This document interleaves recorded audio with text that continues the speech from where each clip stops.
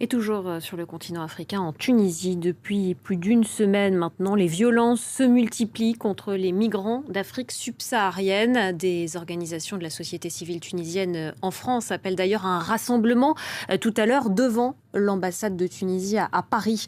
On va en parler avec vous, Charlotte Boitiot. Bonjour, vous êtes journaliste à la rédaction d'Info Migrants. Qu'est-ce qui explique ce déchaînement de violence contre ces migrants subsahariens? Oui, alors on sait que le racisme n'est pas une nouveauté, le racisme anti-noir en Tunisie.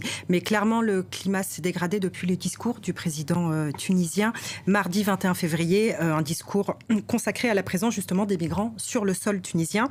Kais Saied, le président, a appelé lors de cette réunion à prendre des mesures urgentes contre ces migrants clandestins dont la présence, selon lui, est source de, je le cite, de violence et de crimes. Alors les mots employés par le président durant tout son discours sont particulièrement virulents à l'encontre des Noirs. Il parle d'un plan criminel qui est mis en place depuis des décennies pour changer la composition démographique du pays. On est clairement dans un discours de grand remplacement, un discours raciste, alors que les migrants ne représentent que 0,2% de la population tunisienne. Et à la rédaction d'Info Migrants, eh bien, vous avez pu contacter des personnes sur place, notamment un étudiant noir qui se dit terrifié. Oui, alors juste avant de venir à son témoignage, je précise donc que le discours du président a trouvé un très large écho dans la population tunisienne et entraîné de violentes attaques contre les migrants africains. On parle de passage à tabac, de personnes expulsées de leur domicile, de personnes qui ont perdu leur travail du jour au lendemain.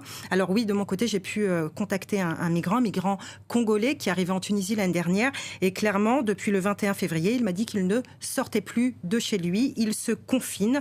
Pourtant, il n'est pas en situation irrégulière. Il a des papiers, un visa étudiant, mais voilà ce qu'il m'a dit. Ces derniers jours, je ne peux plus aller en cours, j'ai trop peur. Dans la rue, j'entends toujours les mêmes phrases. Rentrez chez vous. Comment voulez-vous que j'arrive à l'arrêt de bus sans me faire agresser? Un de mes amis a reçu un coup de couteau alors qu'il sortait d'une épicerie. Pour l'instant, je vis en colocation avec 3 autres étudiants. Je suis à l'abri, mais jusqu'à quand? Et face à ce climat de terreur, votre contact, Marc, a décidé de fuir le pays, de fuir la Tunisie. Oui, tout à fait. Il prévoit donc d'abandonner ses études pour rentrer à Kinshasa et il n'est pas le seul. À l'heure où on parle, on sait qu'il y a des files d'attente devant les ambassades de différents pays à Tunis. Les populations noires, qu'elles soient en situation irrégulière ou en règle, supplient en fait leurs diplomates de les exfiltrer du pays.